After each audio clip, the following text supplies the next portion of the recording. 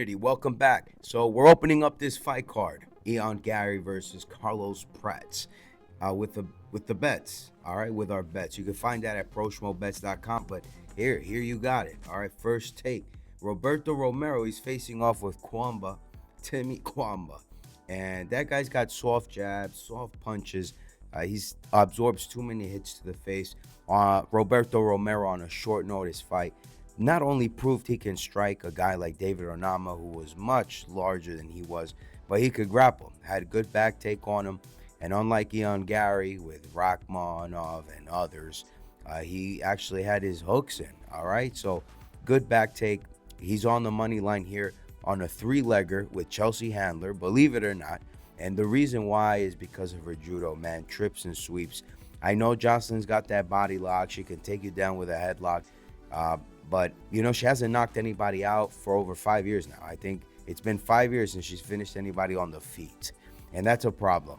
I think she's going to come in overweight. I think a close decision, anything close, is going Chelsea Handler's way. And I know you're going to talk about the age and so on and so forth. Well, you're right? So in women's MMA, the trend has been this year that the younger fighter is actually winning the fights. All right. And it looks like the UFC was cutting the older ones. And you would think that would be the case here with Chelsea Handler, but I don't think so. I really think the judges are coming for Edwards here. She has put in the work. I know the videos you're watching on Instagram with the top ranked fighters at her gym, Capetillo, the boxing gym, and Shevchenko, training. I seen the strength and conditioning coaches that she has as well. Great. All of it is great. But Chelsea Handler, man, this is just going to be, it has to be a boring decision, and I think it's going to Chelsea Handler. Evan Elder, you can't go wrong. Evan Elder, short notice fight against old boy Young here, and he had a good, showing out on Contender Series. Unfortunately, he gets touched too much, man. This guy, it is what it is, man. For a young guy like him, it was the best thing you could find in a 23-year-old. He's a great wrestler, dominant. I don't think he'll be able to do much here. Evan Elder's had so many camps now with offensive wrestlers to prepare for, like Preston Parsons. So I like this three-leg parlay. We're gonna have David Onama and Carlos Prates on a second parlay. Okay, and that parlay is Carlos Prates plus 5.5, David Onama on the money line.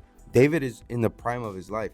A lot of the public and a lot of European bettors, like Americans, are starting to follow through with a bet here on Giga, right? Because of the calf kicks, and then how Nate, pretty much any fight that Nate Landwehr won the fight against David Onama, but any fight that David is in, he's always getting dropped.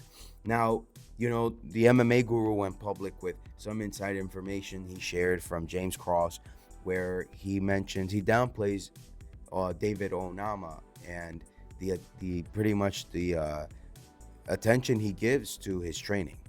All right, that's something he talked as deplorable. Literally, he said this guy's a sorry excuse for a UFC fighter.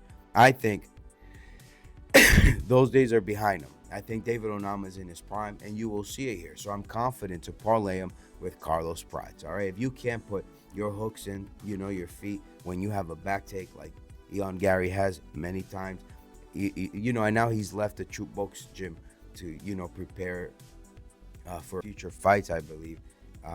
How are you not taking the plus 5.5, maybe even the money line on Carlos Prates, man? This guy's striking is incredible, man. He's got those high knees. The octagon is very small. It only benefits Carlos Prates here. It does not benefit Ian Gary whatsoever. Ian Gary could potentially get finished here.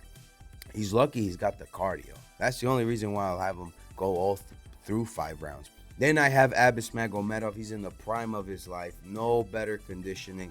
He can take you down. You saw it against Bruno Pereira. And he just has to keep his distance, chop down on Michel Pereira's legs, and that's the game. All right, great cachoeira striker with Michel Pereira, but I don't think that's gonna be enough after the second round. And I mean, if Abis Magomedov is in the second round and you could get him at a live bet of minus 250, minus 300, I would parlay that with maybe a future leg if you wanted, because that's a guarantee.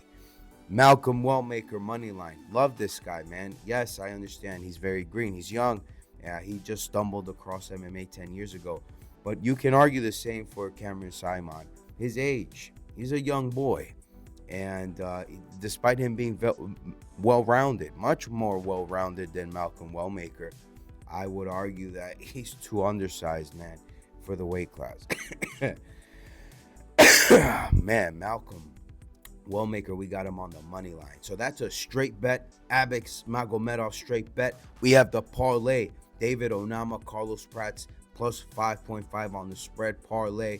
Roberto Romero, Chelsea Handler spread, Evan Elder money line. And we're cashing, baby, 20% of your entire account on each of these. All right, and we're moving on.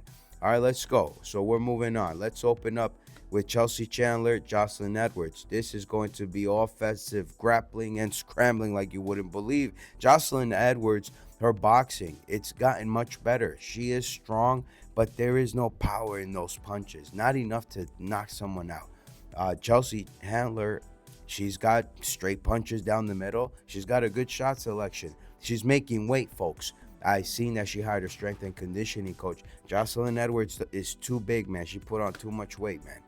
She's looking too stocky. She's going to struggle at the scales, I'm telling you right now. Her thighs are too thick. Timothy Kwamba, man, he circles that octagon like it's no business of his. It's wild to me, I think. And Roberto's going to catch him. Timothy cannot take a punch down the middle. He's too predictable. His strike sequences are too predictable.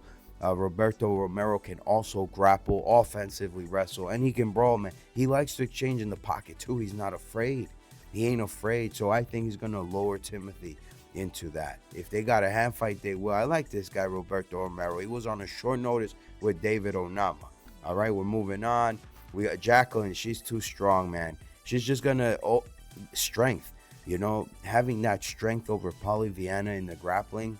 You know, I like Polly Viana striking, but Amorim is just going to scramble, wrestle, and attempt to finish Viana. If she can, she will. And if she can't, then they'll end it, you know, in the third round, man, to a decision with, you know, striking for points you know, with those margins, right?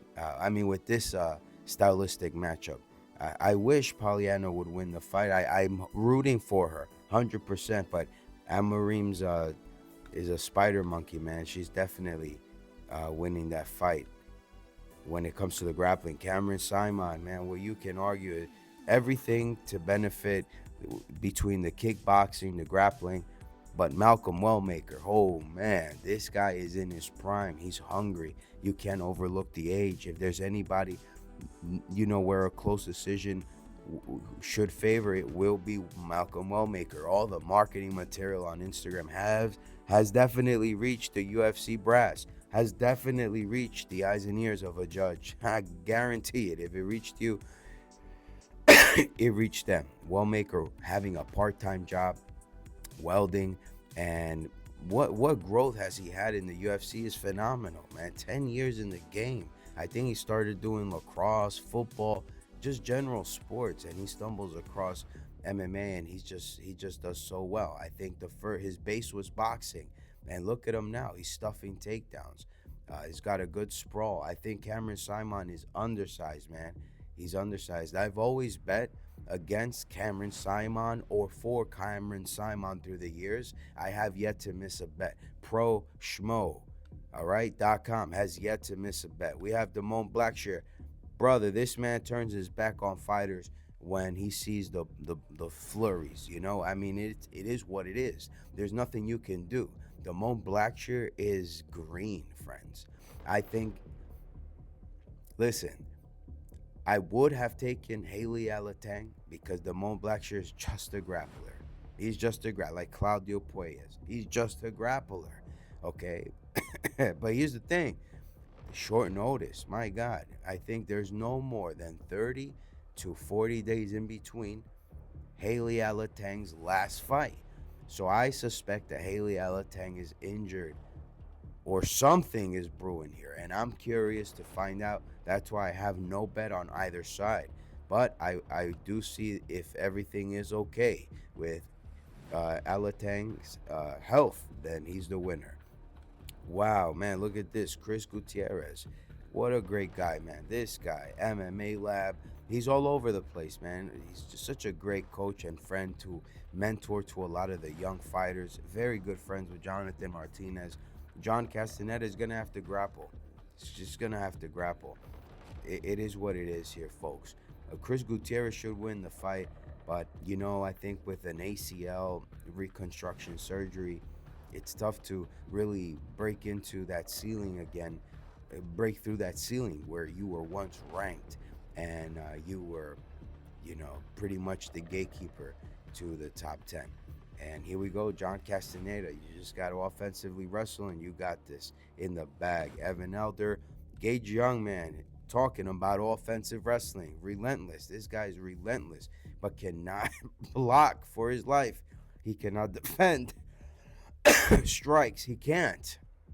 Just can't, man. I don't know what the deal is with this guy, and his cardio is suffering against the prime Evan Elder, man, who already has a camp in from having had a fight with Preston Parsons. And you know how dominant he is. He's like a Sabatini, a Sean Brady in that octagon. It's wild. All right, a Gamrot, Matuz Gamrot. Matt Schnell, Jimmy Flick. I don't know why they brought him back. I would just bet Matt Schnell with odds that why. I don't know. Is Jimmy Flick injured? Is this an opportunity to cut a fighter and keep a fighter, which I know Dana White loves? Matt Schnell and Dana are like this, folks. Don't ask me why.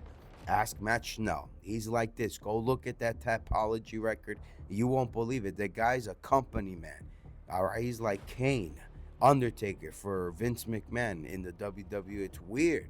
At the ripe age of 35, man, young boy, came back after retirement. It's to get Jimmy Flick out of here. I don't know how much more free you can have for a pick. Ikram Eliaskarov. I hope Andre Munoz knocks this guy out. He's got the lowest.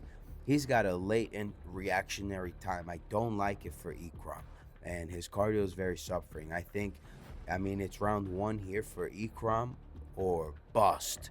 That's the name of the game, folks. I hope Andre could get some work in too, because if it goes into round three, it's game over. Live bet it, man. I recommend you live bet that one.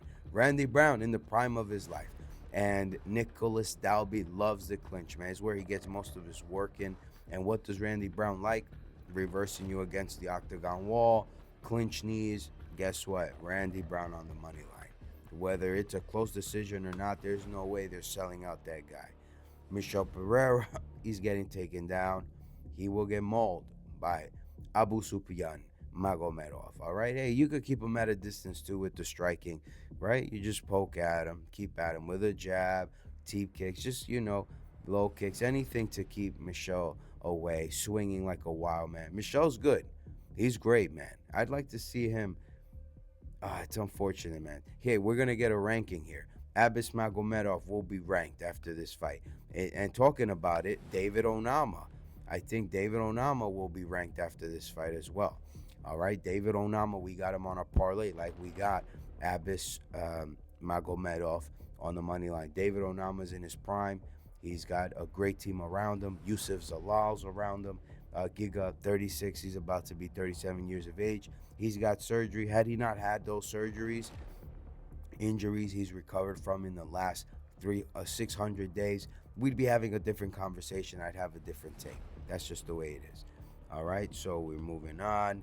We have, I think, last but not least, Anthony Smith, man. Believe it or not, he's in the gym with someone, a reputable fighter, MMA fighter, well, PFL scene, UFC, goodness. If anything, I think this man may bust a few parlays. He will. And I'd like to see it. Zhang, he's just coming over the top with those overhands. He's patient with his striking. But Anthony Smith is strong, man. I've seen persistent, the strength in his punches the last 3 fights. It just comes down to cardio. I'd really like to see a parlay go bust here. Would I money line parlay a guy like Zhang? Hell no.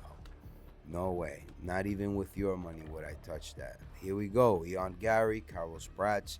Listen, Carlos Prates, man, he wins the world after this. You know, if he can finish Gary or win a decision. The man is 31 years of age. Ian Gary's number 7. He loses nothing. He's 27 years old. He already lost to Shavkat. It's time for Ian Gary to reset. Octagon's too small. Pratt's got the tie knees. He's got the clinch game. He's too strong. His reach too long. He's going to hurt Gary. Gary's been hurt by all his opponents. Gary's grappling. He's too green.